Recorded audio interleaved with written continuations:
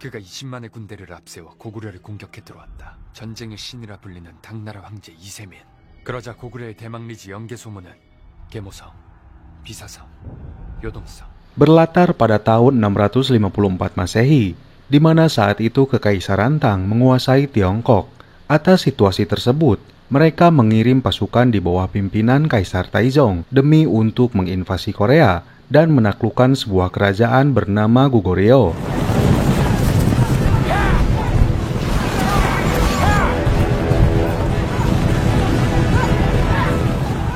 Saat itu pasukan Tang berniat untuk merebut sebuah benteng perbatasan strategis yang berada di sebuah wilayah bernama Gunung Jupil, Korea, hingga pihak kerajaan Goguryeo langsung melakukan aksi perlawanan untuk menyerang pasukan Tiongkok.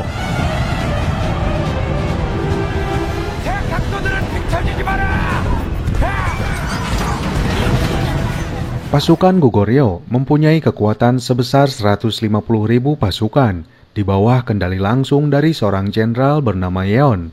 Walaupun mereka harus nekat melawan 200.000 pasukan Tang di bawah komando Kaisar Taizong.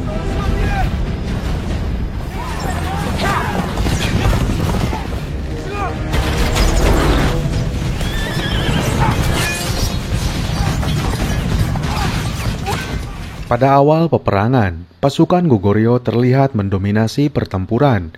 Pasukan berkuda mereka mampu menerobos barisan pertahanan para archeri atau pemanah, hingga mampu menembus pasukan infanteri musuh.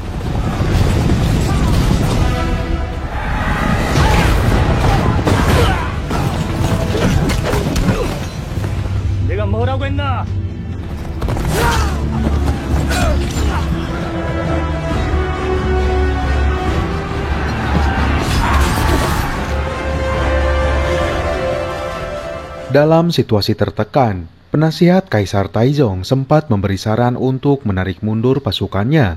Namun Kaisar Taizong tetap tenang dan percaya bahwa pasukannya mampu bertahan.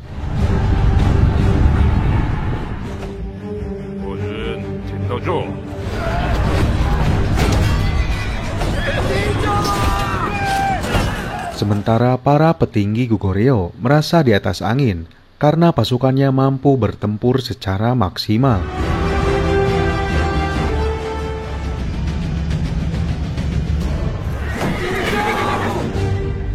Hingga saat itu pula, Kaisar Taizong ternyata sudah merencanakan situasi pertempuran ini.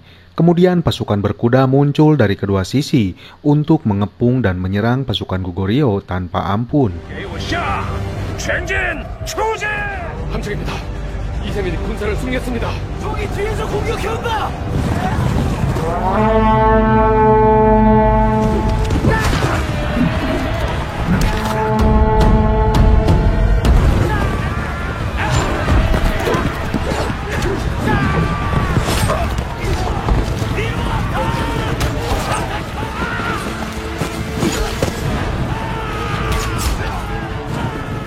Melihat situasi yang kian terpuruk, akhirnya Jenderal Yeon memerintahkan semua pasukannya untuk mundur dari medan pertempuran, karena dia menyadari banyak sekali korban di pihaknya hingga menyisakan 10.000 pasukan.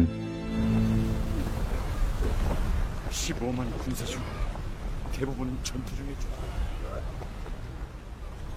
10만 명이 되질 않습니다. Atas kemenangan itu, pihak Tiongkok berhasil menahan seorang wanita bernama Simi. Dia merupakan seorang peramal sejak zaman mendiang Raja Jumong, yaitu pendiri kerajaan Goguryeo. Dari sana pula, Kaisar Taizong merencanakan misi selanjutnya untuk merebut salah satu benteng bernama Ansi, yang menjadi penghalang satu-satunya untuk bisa menginvasi ibu kota.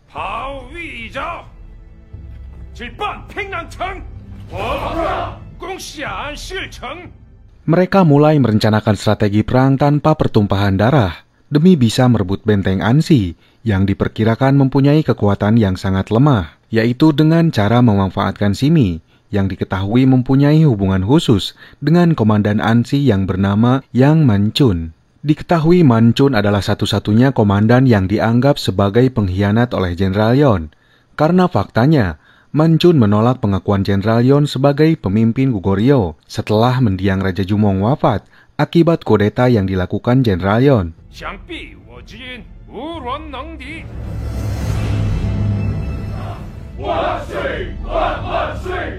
Atas informasi itu, di tempat lain Jenderal Yon memanggil seseorang bernama Sumol.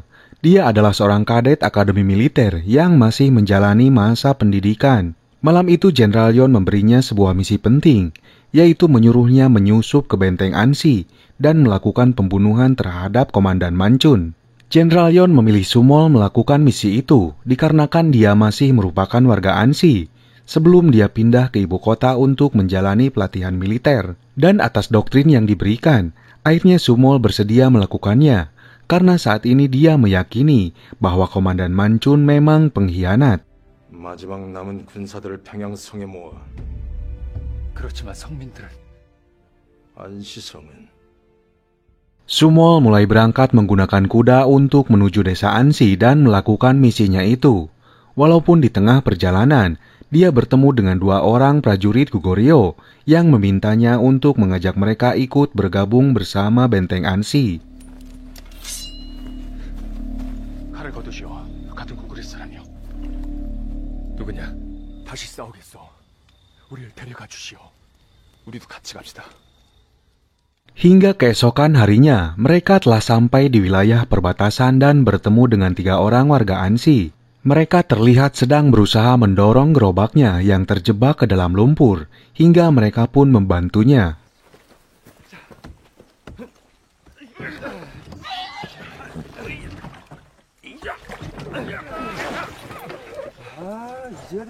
Tanpa disangka, ternyata salah satu dari mereka mengaku bahwa dialah komandan Ansi yang bernama Yang Mancun. Tapi saat itu pula, Mancun dan kaki tangannya yang bernama Chu merasakan keanehan dan mengira mereka adalah mata-mata pasukan Tang. 이상한데요? 우리 고구려 군사들은 전쟁 났을 때 근데 뭐 여긴 뭐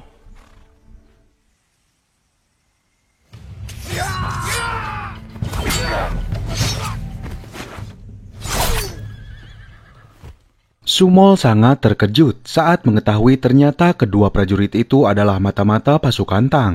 Walaupun saat itu dia bisa meyakinkan Komandan Mancun bahwa dia adalah warga Ansi dari keturunan suku Elbul. Hingga saat kaki tangannya berniat untuk membunuhnya, sontak Komandan Mancun melarangnya dan menyuruh untuk membawanya ke benteng Ansi. Terlebih Mancun mengira bahwa Sumol masih dianggap anak-anak.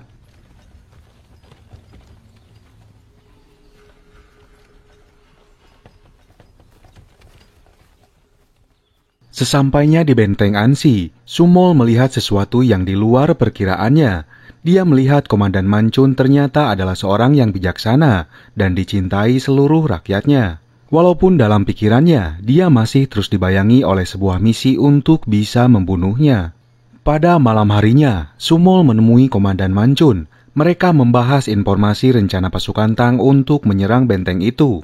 Kemudian dia menyatakan untuk bersedia bergabung bersama benteng Ansi. 안시성과 운명을 함께하고 싶습니다. Saat itu pula, dia dipertemukan dengan keluarga satu sukunya, hingga membuat para petinggi Ansi semakin yakin bahwa Sumol bukanlah ancaman. Mancun juga mengenalkannya kepada para perwira pasukan Ansi, yang bernama Pong sebagai pemimpin pasukan pedang, dan Hwalbo sebagai pemimpin pasukan kapak. 그렇다면 대장기를 들고 내 앞에 서라. 그렇습니다. 너도 안시 성민이니? 성주. 감사합니다, 성주. Setelah pertemuan itu, Sumol kembali dibayangi oleh perintah Jenderal Yon untuk menyelesaikan misinya demi bisa membunuh Komandan Mancun. Tapi di malam itu pula, dia kembali mengurungkan niatnya saat sekali lagi dia melihat Komandan Mancun sebagai sosok yang jauh dari sifat jahat.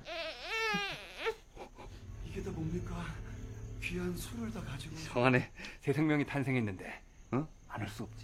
거기다 고기까지. 그 아이의 이름은 지었나?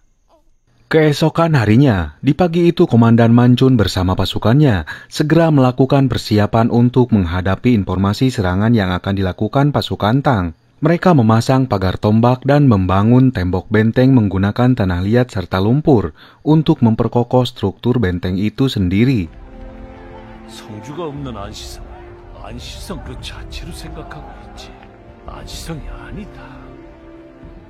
Tapi pekerjaan mereka terganggu saat Komandan Mancun menyadari salah seorang perwiranya tak hadir dalam kegiatan itu dan dia pun menyusulnya. Perwira itu bernama Paso. Dia adalah pemimpin pasukan kuda yang ternyata terlibat percintaan dengan adik perempuannya sendiri yang bernama Baika. Komandan Mancun sangat melarang keras hubungan mereka sebelum berakhirnya peperangan karena dia mengkhawatirkan bahwa pernikahan mereka akan dipisahkan oleh maut saat pertempuran terjadi suatu hari nanti.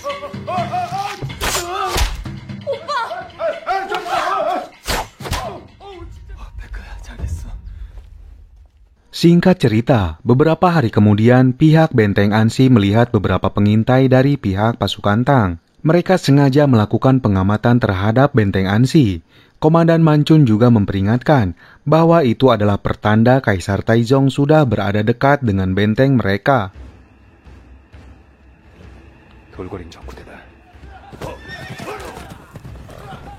Saat itu pula, Komandan Mancun memerintahkan seluruh pasukannya untuk bersiaga dalam posisi bertahan. Sementara beliau mempersiapkan diri untuk menghadapi serangan itu. Sumol yang sebelumnya diberikan tugas untuk memegang bendera saat itu merasa sangat terkejut saat Komandan Mancun menyuruh Sumol mencukur janggutnya menggunakan belati.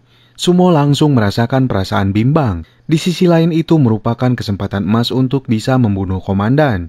Tapi di sisi lain hati kecilnya tak kuasa. Terlebih saat ini Ansi sedang dalam keadaan darurat dan membutuhkan sosoknya.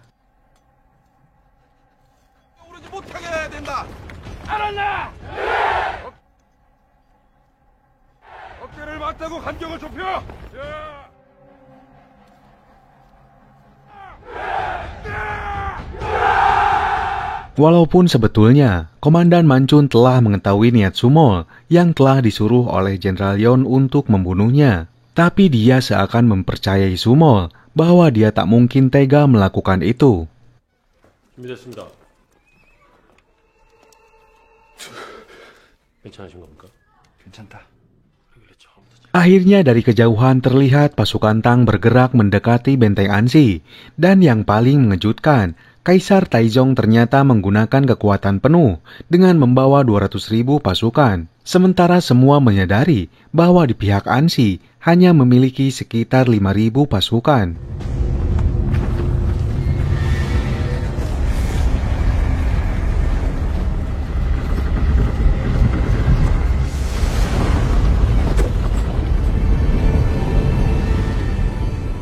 Atas situasi itu, semua pasukan Ansi merasakan kekhawatiran. Namun saat itu pula, Komandan Mancun berusaha untuk meyakinkan pasukannya supaya bisa berjuang sekuat tenaga demi bisa mempertahankan dan melindungi keluarga mereka. 목숨을 걸고 싸워야 한다. 어느 놈이 나의 소중한 것을 짓밟고 빼앗으려고 할 땐 항복이란 걸 배우지 못했다. 싸우자! 저들을 지키기 위해 싸우자!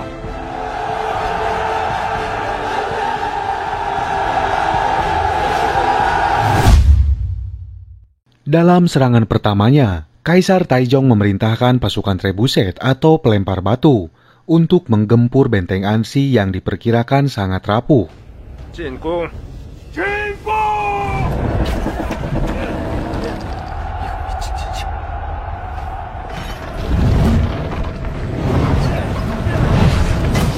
Tapi dalam pelaksanaannya, ternyata benteng itu mempunyai struktur yang sangat kuat karena menggunakan perekat tanah liat dan lumpur.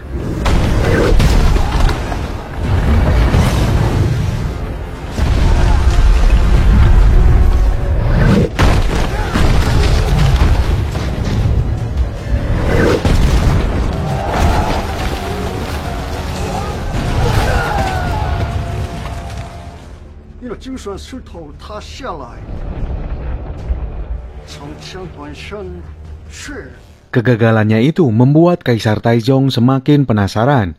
Dengan didukung pasukan panah, lalu dia memerintahkan pasukan infanterinya untuk maju supaya bisa memanjat benteng itu. Hal itu sempat membuat pihak Ansi kewalahan, karena dengan jumlah yang sangat banyak, pasukan Tang mampu memanjat benteng itu.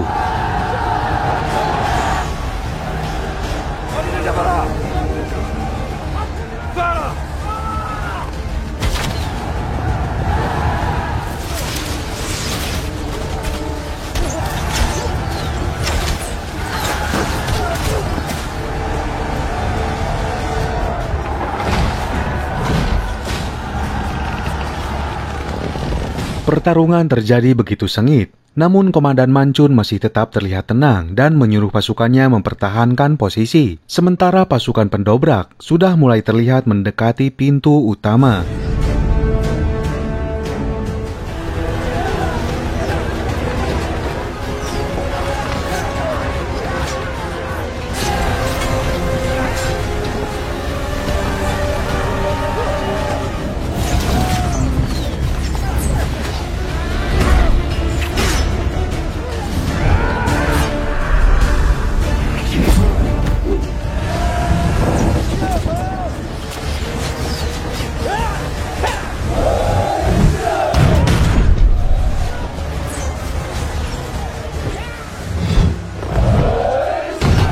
Di saat-saat krusial itu, Komandan Mancun langsung memerintahkan pasukan kuda yang dipimpin oleh Paso untuk menggempur infanteri yang berhasil masuk ke dalam benteng. Sementara Baekha bersama pasukan crossbow-nya diperintahkan untuk membunuh pasukan Tang yang sudah tak berdaya dari jarak jauh.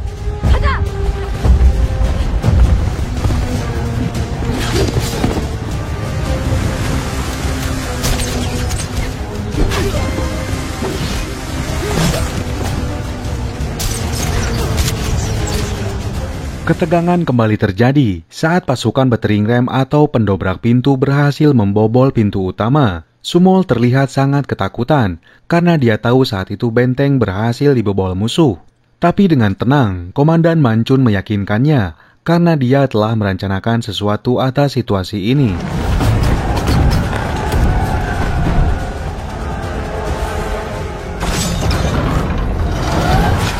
Ternyata itu adalah taktik penjebakan. Komandan Mancun dan pasukannya telah mempersiapkan pagar tombak untuk menjebak semua infanteri yang berhasil masuk. Hingga dengan mudahnya, mereka dihabisi tanpa kesulitan.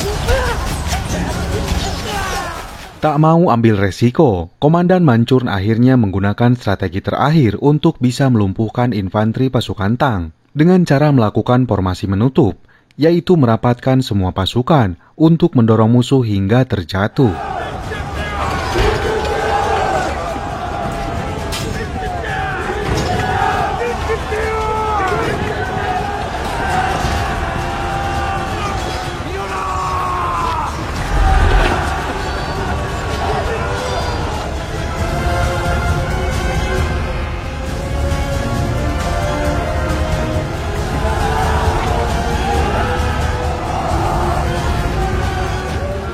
Dan yang terakhir, Komandan Mancun memerintahkan pasukan balista atau tombak pemanah balistik untuk menyerang semua menara pemanjat. Tombak itu sengaja diikatkan dengan tali supaya menara itu bisa ditarik sampai akhirnya terjatuh.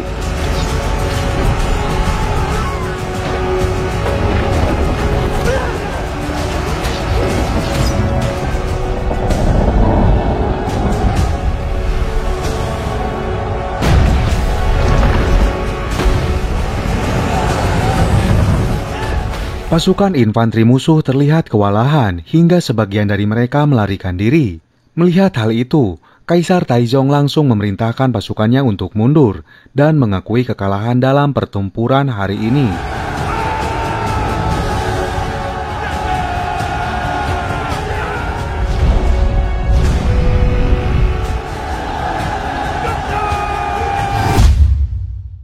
Pada malam harinya, para penduduk memunguti panah-panah yang masih menempel pada mayat musuh untuk bisa digunakan kembali. Sementara semua prajurit merayakan kemenangan itu dengan makan bersama untuk sekedar memulihkan tenaga.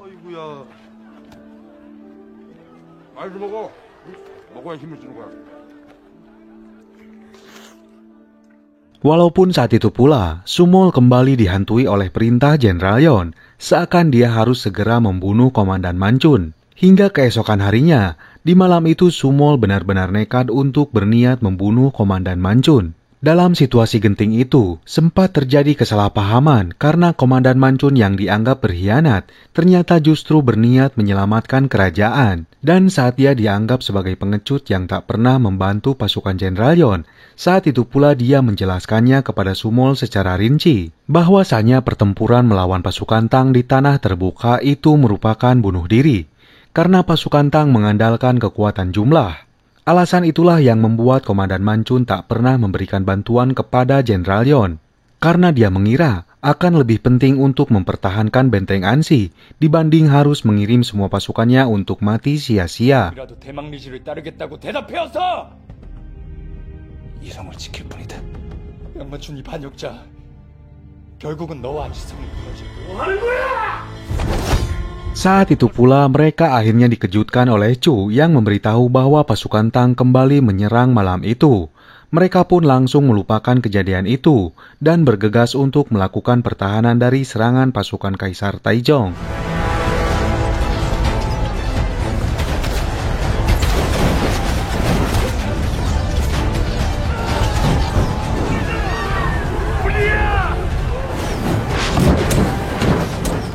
Tapi saat mereka kembali ke medan tempur, betapa terkejutnya saat Komandan Mancun melihat pasukan Tang sudah dalam situasi mendominasi pertempuran. Dia hanya tercengang melihat pasukannya kewalahan digempur oleh musuh. Melihat situasi itu, Sumo langsung meminta Komandan Mancun untuk melakukan tindakan, hingga dia langsung turun tangan masuk ke arena pertempuran dan memerintahkan sebagian pasukannya untuk menyiapkan kantung minyak.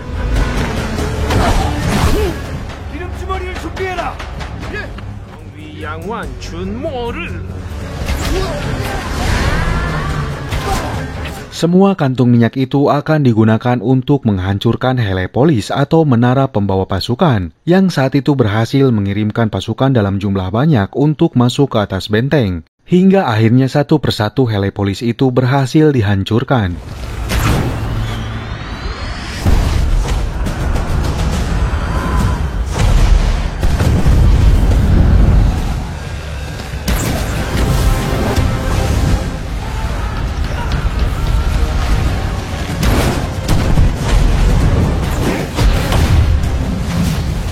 Melihat kejadian itu, Kaisar Taizong kembali tercengang. Dia seakan tak percaya bahwa benteng kecil selemah itu mampu menahan serangan pasukannya untuk kedua kali. Hingga di malam itu, dia kembali menarik pasukannya untuk mundur. Namun dia tak habis akal. Keesokan harinya Kaisar Taizong kembali merencanakan strategi demi bisa membumi hanguskan benteng Ansi. Bersama amarahnya, dia menyuruh Simi si wanita peramal itu untuk datang ke benteng Ansi dengan tujuan untuk meyakinkan Komandan Mancun bahwa Simi telah mendapatkan ramalan akan kekalahan benteng Ansi, hingga dia menyuruh Komandan Mancun untuk menyerah dan tunduk kepada Kaisar Taizong.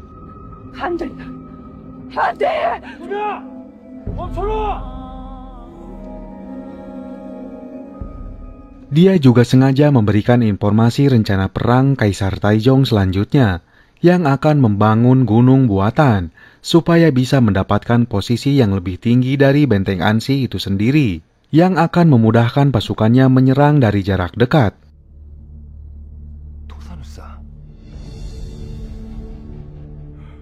Ternyata Kaisar Taizong benar-benar melakukan strategi ambisiusnya itu. Dia mengerahkan seluruh pasukannya untuk membuat gunung buatan yang menghadap langsung ke benteng Ansi. Dengan kekuatan jumlah pasukannya itu, mereka mengklaim mampu menyelesaikan proyek gunung buatan itu dalam waktu 2 bulan. 산을 쌓을 모양인데요. Melihat hal itu, pihak benteng Ansi mulai merasakan kekhawatiran yang serius. Mereka menyadari bahwa segala upaya yang telah dilakukannya selama ini tak akan mampu menghalau strategi gunung buatan itu. Paso bersama pasukan kudanya berniat untuk membunuh Kaisar Taizong di tendanya secara langsung. Saat itu dia akan memanfaatkan situasi di mana pasukannya sedang sibuk bekerja. Dengan berat hati, akhirnya Komandan Mancun terpaksa memberikan perintah itu. Namun tindakan itu tak seperti apa yang telah direncanakan, karena ternyata pasukan Tang telah mengetahui rencana Paso di malam itu. Dan saat itu pula, dia menyadari bahwa ada mata-mata yang telah menyusup ke dalam benteng Ansi.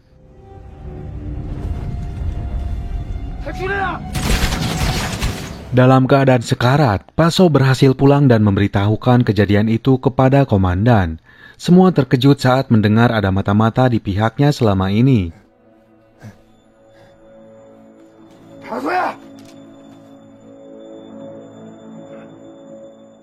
Bersama kesedihannya, Baekha memohon kepada Simi, seorang cenayang yang dianggap berilmu tinggi, untuk bisa mengembalikan roh kekasihnya.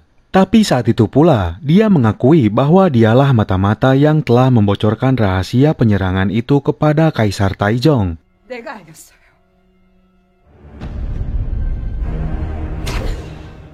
야습 계획을 적어 날렸어요.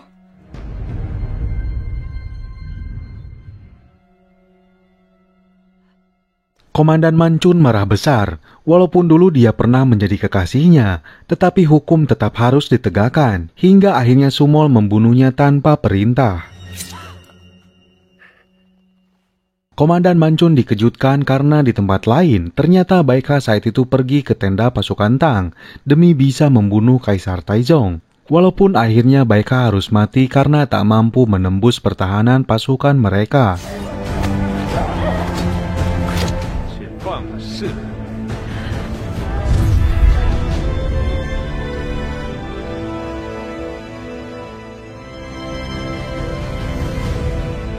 Atas kejadian tersebut, di malam itu pula Sumol pun pergi tanpa pamit. Keesokan harinya, pihak pasukan Tang mengklaim bahwa gunung buatan itu akan selesai dalam waktu 10 hari lagi. Sementara di pihak benteng Ansi, masih belum juga terlihat strategi antisipasi untuk menanggapi hal itu. Hingga saat komandan melihat anak-anak sedang bermain tanah, dia mendapatkan inspirasi tentang pembuatan terowongan bawah tanah. Kemudian dia langsung mengumpulkan para penduduk yang berprofesi sebagai ahli penambang, karena dia merencanakan untuk membuat terowongan besar tepat di bawah gunung buatan itu, dengan tujuan untuk bisa merobohkan gunung itu dari bawah tanah.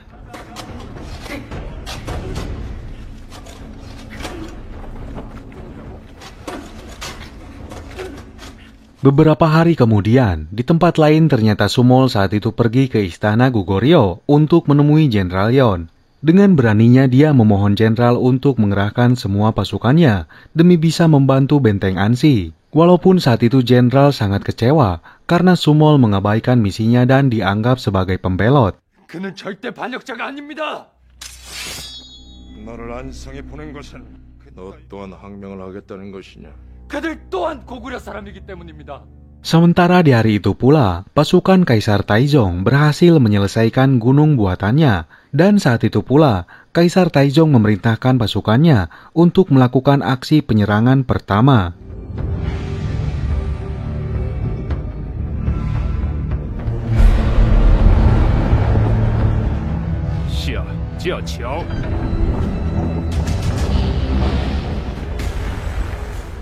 Kekacauan terjadi saat para penambang kesulitan untuk membakar tiang penopang terowongan supaya bisa merobohkannya, karena ternyata terowongan itu dipenuhi air resapan hujan.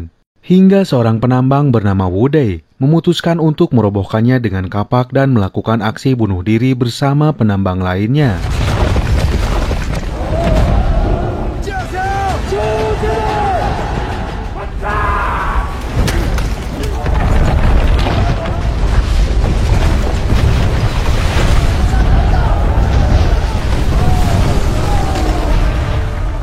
Akhirnya strategi itu berhasil menghancurkan gunung buatan itu. Dan di saat itu pula, Komandan Mancun memerintahkan pasukannya untuk merebut gunung tersebut. Hingga hal itu membuat Kaisar Taizong tercengang dan seakan tak percaya dengan apa yang telah terjadi.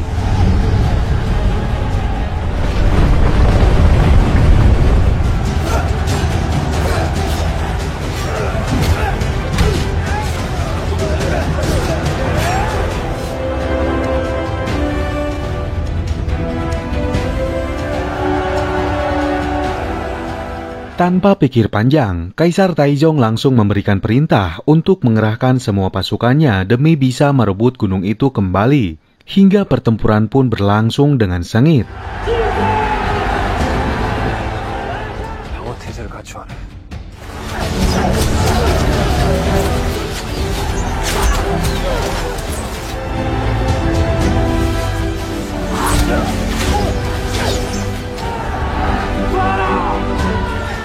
Sementara pasukan Ansi berusaha melakukan pertahanan dengan cara menghujani pasukan musuh menggunakan panah dan roda api. Pertempuran itu berlangsung berhari-hari karena memang jumlah pasukan musuh yang sangat banyak menyulitkan mereka untuk bertahan.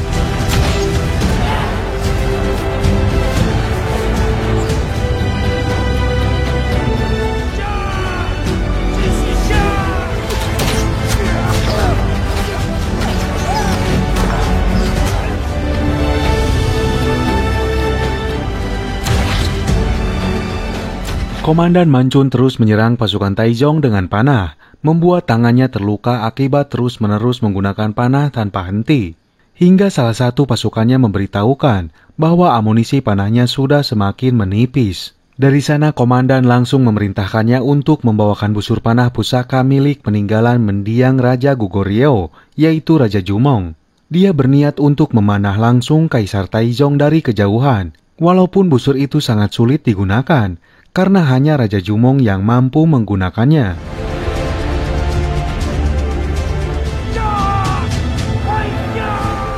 Tapi dengan tekad dan semangatnya, akhirnya Komandan Mancun mampu menarik busur panah itu dan melesatkan panah obsidian jarak jauh tepat mengenai mata Kaisar Taizong.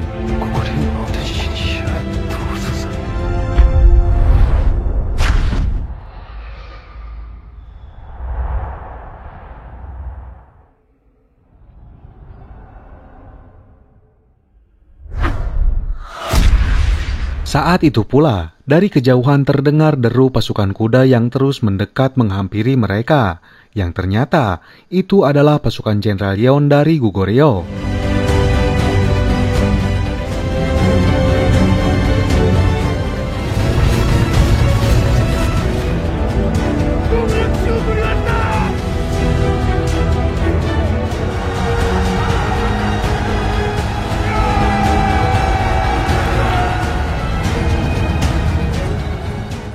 Ternyata Sumol berhasil meyakinkan Jenderal Yeon dan akhirnya bersedia membantu pasukan Benteng Ansi dari kebrutalan serangan pasukan Kaisar Taizong.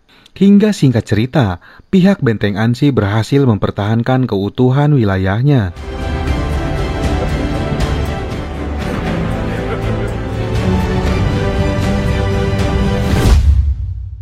Beberapa waktu kemudian, diceritakan bahwa Kaisar Taizong bersama pasukannya kembali pulang meninggalkan Korea. Dia akhirnya meninggal akibat luka di matanya, dan sebelumnya, dia memberikan mandat untuk jangan sekali-kali menyerang Benteng Ansi. Sementara itu, di dalam kedamaian warga Ansi, Sumol terlihat berpamitan kepada Komandan Mancun untuk melanjutkan pendidikan militernya di ibu kota Goguryeo.